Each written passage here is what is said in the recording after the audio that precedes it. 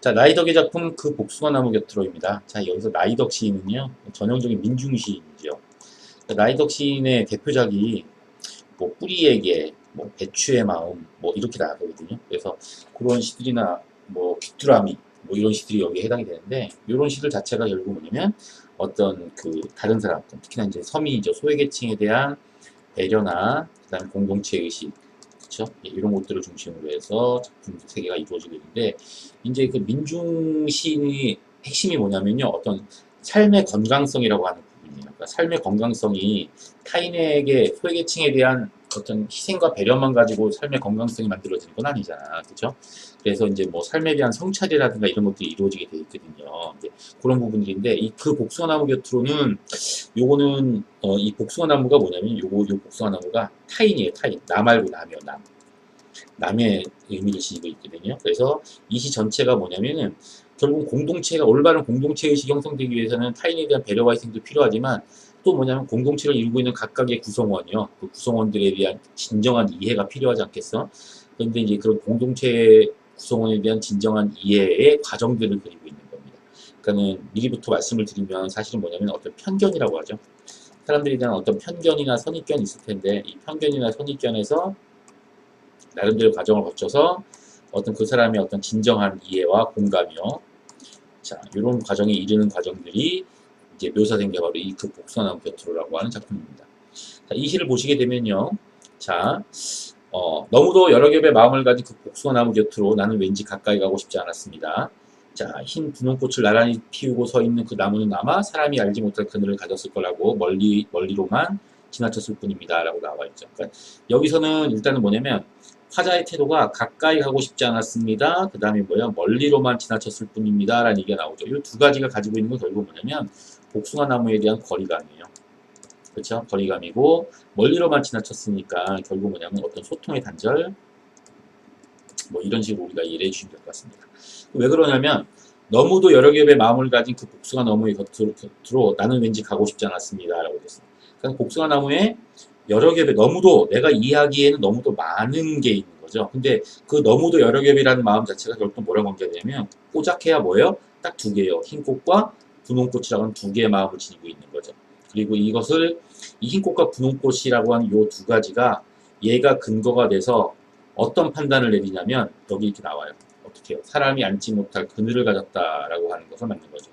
결국 뭐냐면 다른 사람과 친질 수 없는 형태에 해당이 되는 거죠. 그래서 얘는 분명히 흰 꽃과 분홍 꽃을 피우고 있기 때문에 이 복숭아나무 밑에는 사람이 앉지 못할 거야라는 걸 가지고 있는 겁니다. 그래서 요 A와 B 부분에서는요, 복숭아나무에 대한 거리감과 소통의 단절을 가지고 있는 거고요.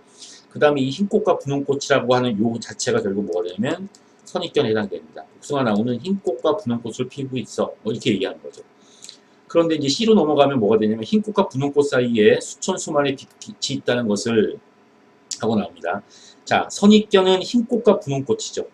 그렇죠? 이게 선입견인데 사실은 자, 복숭아나무가 가지고 있는 건 흰꽃과 분홍꽃 딱 두 가지가 아니라 수천의 빛깔이 있습니다. 이게 결국 뭐냐면 자, 복숭아나무의 본질입니다. 그렇죠? 이걸 몰랐는데 그것을 뭐냐면은 그 나무를 보고 멀리서 알았습니다. 자, 그 나무를 보고란 말은 이제 뭐냐면 드디어 뭐예요? 소통을 시작하고 있는 거예요. 멀리서 소통을 시작하고 있는 거죠, 이제. 그래서 알았습니다. 자, 눈부셔 알았습니다. 이렇게 나와 있잖아요. 눈부셔라는 말은 이제 시각적 이미지에 해당이 되는 거니까, 시각은 결국 뭐냐면 멀리서라고 하는 표현이 나오잖아요. 그러니까 계속 당연히 뭐냐면 이제는 본성을 다 아는 게 아니라 이제 겉모습만 보고서 결국 뭐냐면 복숭아는 흰꽃과 분홍꽃이 다가 아니구나. 그거 말고도 굉장히 많은 빛깔이 있구나 라는 정도를 알았습니다 라는 얘기죠. 그래서 알았습니다는 일단은 뭐냐면 깨달음에 해당이 되는 것이고요. 결국 뭐냐면 소통이 시작되면서 결국 깨달음도 이제 막 시작되었습니다. 이렇게 되는 것이고요. 눈부셔 알았다는 말은 깨달음이 시작됐으니까 결국 눈부시니까 다 못 보잖아요. 맞습니까? 그러니까 결국 전반적인 깨달음이 아니라 부분적인 깨달음이라는 의미가 들어가는 거예요. 그렇죠? 이렇게. 그래서 자, 이게 나오고, 자, 피우고 싶은 꽃빛이 너무 많은 그 나무는 하고 나와 있죠. 자, 그래서 나름대로 꿈이 많고 수천의 빛깔을 가지고 있는 그 나무는 그래서 외로웠을 것이지만 외로운 줄도 몰랐을 것입니다. 근데 여기서 이때 일단 외로운이라는 말만 먼저 할게요. 외로운이란 말 자체는 결국 뭐가 되냐면 이 화자처럼 자신에 대해서 선입견을 갖고 있는 거죠. 결국은 뭐냐면, 타인의 선입견을 가지고 자기한테 오지 않는 것들 때문에 외로웠습니다. 이런 얘기가 되는 것이고요. 그리고 외로운 줄도 몰랐을 것입니다. 라는 말은 뭐냐면, 바빴으니까, 꽃을 피우느라 바빴으니까 몰랐을 것입니다. 이렇게 되는 거거든요. 자, 그 여러 겹의 마음을 읽는데 참 오래 걸렸습니다. 라고 되어 있죠. 그 여러 겹의 마음을 읽는데 라는 말이 나오면, 결국 뭐냐면은 타인에 대한 이해. 맞습니까? 타인, 그 복숭아 나무를 이해하는데 참 오래 걸렸습니다. 결국 뭐가 필요하다는 거예요? 시간이 필요하다는 얘기죠. 결국 뭐냐, 어느 한순간만이 가지고는 타인을 이해할 수 있는 게 아니라 결국은 시간을 가지고 타인을 이해하려는 노력이 지속돼야만 타인을 이해할 수 있습니다. 라고 하는 메시지를 전달하고 있는 거예요. 그죠? 자, 여기까지 보시고요. 그리고 흩어진 꽃잎들 어디 먼데 닿았을 무렵, 자, 이렇게 나왔죠. 근데 이제 뭐야, 꽃잎을 피우고, 그 다음에 뭐야, 그 꽃잎들이 다 떠나가 버린 거야. 그렇죠? 어디 먼데 닿았을 무렵 했어요. 결국은 뭐냐, 이 오래 걸리다 못해, 결국 뭐냐면, 이 복숭아나무를 장식하고 있는 이 여러 개의 꽃잎들이 다 사라지고 난 다음에 조금은 심심한 얼굴을 하고 있는 그 복숭아나무 그늘에서 드디어 그 복숭아나무 그늘에 화자가 접근하고 있는 거죠. 그럼 여기서 결국 뭐냐면은 어떤 심리적 거리감이 완전히 사라진. 그쵸? 이제는 뭐냐면 복숭아나무에서 온전한 이해, 즉 제대로 이해하게 돼. 맞습니까? 이렇게 됐죠. 그래서 여기 보시게 되면 가만히 들었습니다. 저녁이 오는 소리를 이렇게 나왔잖아. 맞습니까? 근데 저녁이 오는 소리를 뭘로 들었을까요? 라고 하는데 이 저녁이 오는 소리가 가지고 있는 의미는 뭐냐면 그러니까 뭐냐면 할 일이 없는 한가한 저녁 때 저 멀리서 노을이 비치고 있고 맞습니까? 그 다음에 이렇게 그 후각적으로는 이제 뭐 시골이니까 뭐 군부를 지피는 냄새도 좀 나고 있고 따닥따닥 불 지피는 소리도 들리고 짐승의 소리도 들리고 뭐 이런 걸 얘기하는 것 같아요. 그러니까 이때 저녁에 오는 소리는 결국 뭐냐면 일종의 뭐예요? 약간 평화로움? 그쵸? 평화로움에 해당이 되니까 결국 뭐냐면 마음의 여유. 자, 그래서 마음의 여유를 가지게 되었습니다. 뭐 이런 얘기가 되어버리는 거죠. 자, 여기까지가 일단 기본적인 형태에 해당이 되는데 일단은 여기서는 복숭아 나무를 의인화했어요. 그죠? 자, 종합적으로 정리를 1차 정리를 한번 해보는데 1차 정리가 자, 보시게 되면요. 뭐가 되는 거냐면 일단은 이 시는 기본적으로 복숭아 나무를 의인화했습니다.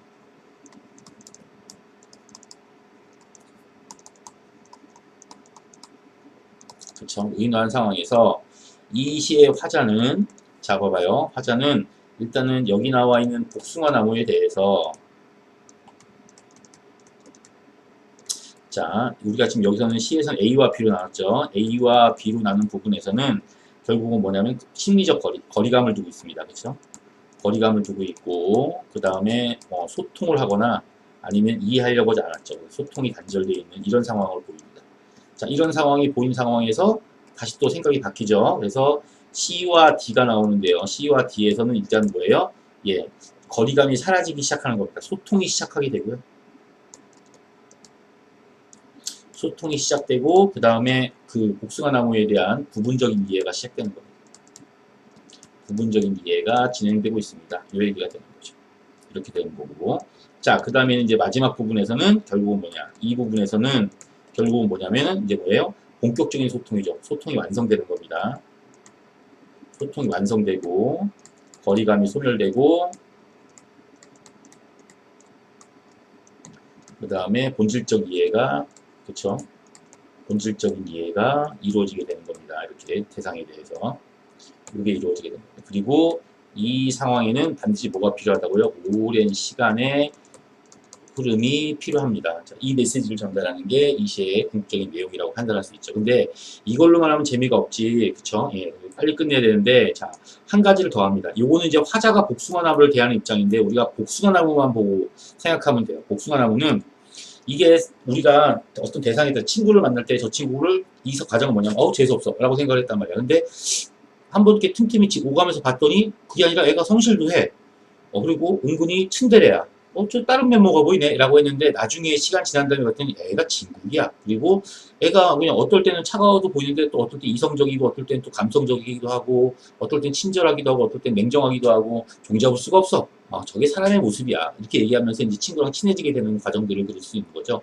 그거에 비유할 수 있는데 이거를 복숭아 나무를 중심으로 보면 조금 다르게 나가야 돼요.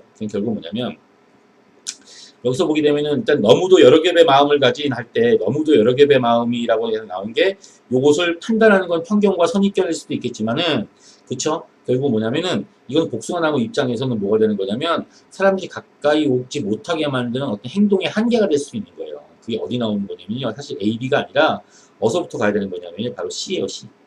사람들은 선입견상 흰꽃과 분홍꽃을 가지고 있다라고 이야기하지만 결국 뭐냐면 복숭아 나무는요 수천의 빛깔이 있는 거죠. 복숭아 나무가 가지고 있는 수천의 빛깔은 본질인데 이 본질이 결국 뭐냐면 다양성이죠. 그러니까 결국 뭐야 모든 대상은 다 다양성을 지니고 있습니다. 오케이. 자, 그런데 이제 문제는 또 하나가 뭐냐면 이 나무는요 피우고 싶은 꽃빛이 너무나 많아. 이렇게 된 거죠. 그러니까 좋게 말하면 결국 뭐냐면 이게 꿈이 많은 상태를 얘기하는 거예요. 꿈이나 지향이 많은 상태지만 부정적으로 말하면 뭐냐면은 어떤 욕망이죠, 욕망. 욕망에 대한 어떤 집착이 그만큼 강하다는 사실도 또 보여주고 있는 겁니다. 그래서 자기를 이해해주는 친구가 없어서 외로웠을 것이지만 외로운 줄도 몰랐을 것입니다. 라는 말은 결국 뭐냐면요. 어떤 자신에 대한 자신을 이해해주고 공감해주는 사람보다는 어떤 자신이 이루고 싶은 욕망의 비중이 더 큰 상태야. 그럼 결국은 뭐냐면요.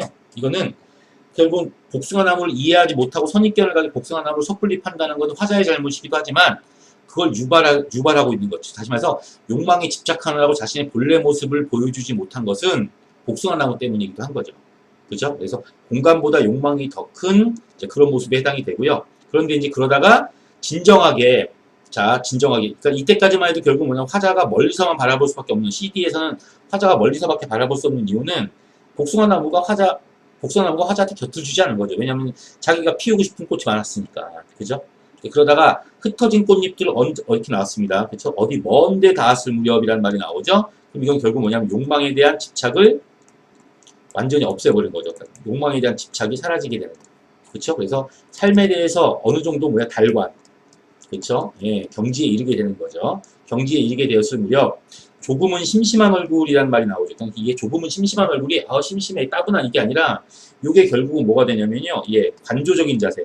다시 말해서 결국 무욕의 자세, 이런 식이 되거든요. 안분지족하는 자세. 좋게 말하면 쉽게 말하면 그렇게 되는 것이고 결국은 뭐냐면 결국 집착하지 않는 모습이죠. 집착하지 않는 집착을 버린 모습 이거요. 버린 모습을 하고 있는 겁니다. 그러고 나니까 결국 화자와 친해지게 되는 거죠. 그러니까 결국은 자, 이 시에서는 또 하나의 측면은 뭐냐면 복숭아나무를 중심으로 놓고 봤을 때 우리가 어떤 부분을 얘기할 수 있냐면 복숭아나무로 인화했잖아요. 맞습니까? 그러니까 복숭아나무 자체가 이걸 여기다 써야겠다. 복숭아나무 자체가 일단은 시하고 뒤에서는 복숭아나무가 결국 뭐냐면은 어떤 욕망, 집착, 그렇죠? 예, 이런 것들이 많았다는 얘기예요. 그렇죠? 욕망, 집착, 꿈, 그렇죠? 예, 이런 것들이 있어가지고 결국은 뭐냐면은 아직까지 이런 것들 때문에 결국은 뭐냐면 타인과의 거리감이 있었습니다. 그런데 결국 뭐냐면은 어떤 욕망의 허황됨을 알게 되고 집착을 버림으로써 결국은 뭐예요? 예, 버림으로써 거리감이 사라지게 되었습니다. 이렇게도 가게 되는 거죠. 자, 요걸 또 다른 측면으로 또 가요. 이건 다 순전히 선생님의 뇌피셜이긴 한데 선생님 뇌피셜이 정확하긴 하죠. 여기까지 나와 있는 모습이요. 어떻게 우리가 판단하시면 되는 거냐면요. C와 D의 모습은 청년기의 인간의 모습이에요. 청년기에는 하고 싶은 게 많잖아. 그렇죠? 이제 그런데 자, 그러다가 이제 E의 모습은 뭐냐면 중년 또는 뭐냐면 노년기의 모습이에요. 이때는 결국 뭐냐면 인생 다 살았기 때문에 자신의 삶을 지금까지의 삶을 성찰하면서 어느 정도는 좀 안분지족적인 자족적인 태도를 보이게 되는 거죠. 그러니까 시간의 흐름이 필요하다는 게 결국 뭐냐면 청년기에서 노년기까지의 상황을 얘기하는 거죠. 자, 이제 정리 들어갑니다. 그러니까 여기서는 첫 번째가 뭐가 되는 거냐면 1번 화자가 그 대상과의 거리감이 점점 좀 좁아지는 것을 3단계로 얘기하는 거야. 거리감 단절, 소통의 시작, 거리감 소멸 이런 3단계로 우리가 얘기하고 있는 것이고요. 거기서는 이제 선입견에서 소통의 시작에서 완전한 이해 또는 친화로 이렇게 3단계로 나타나게 돼 있고요. 두 번째는 이제 복숭아를 기준으로 봤을 때 중간부터 가는데요. 복숭아 자체가 피우고 싶은 꽃이 많다라는 것 자체가 결국 현실적인 욕망과 이상기양이라고 하는 이런 측면으로 이해가 돼요. 그것이 타인과의 거리감을 유발했습니다. 그 다음에 이제 두 번째는 어느 정도 시간이 지나고 난 다음부터는 그 욕망에 대한 집착이 점점점 사그라들고 그것을 완전히 버린 뒤에는 사람들과의 거리가 가까워졌습니다. 이렇게 얘기하는 거죠. 그다음에 세 번째는 뭐냐면 인생에 대한 얘기죠. 인간은 결국 젊었을 때는 자신의 꿈을 이루고자 하는 그 이상의 강도가 크지만 결국 나이가 점점 들어가고 꿈을 어느 정도 이루든 이루지 못하든 간에 나이가 들고 나면 포기할 것은 포기하고 버릴 것은 버리면서 자신의 인생을 관조하고 여유 있는 모습을 가져야지 아름답게 늙는 겁니다. 결국은 뭐야? 나이 먹어서까지 욕심 부리고 말이야. 마스크 쓰라는데 안 쓰고 행패 부리고 말이야. 막 이런 노인네들. 그런 사람들 보고 곱게 늙어라 이렇게 얘기하는 이유가 거기 있는 것 같습니다. 자, 여기까지입니다. 여러분들 수고하셨어요.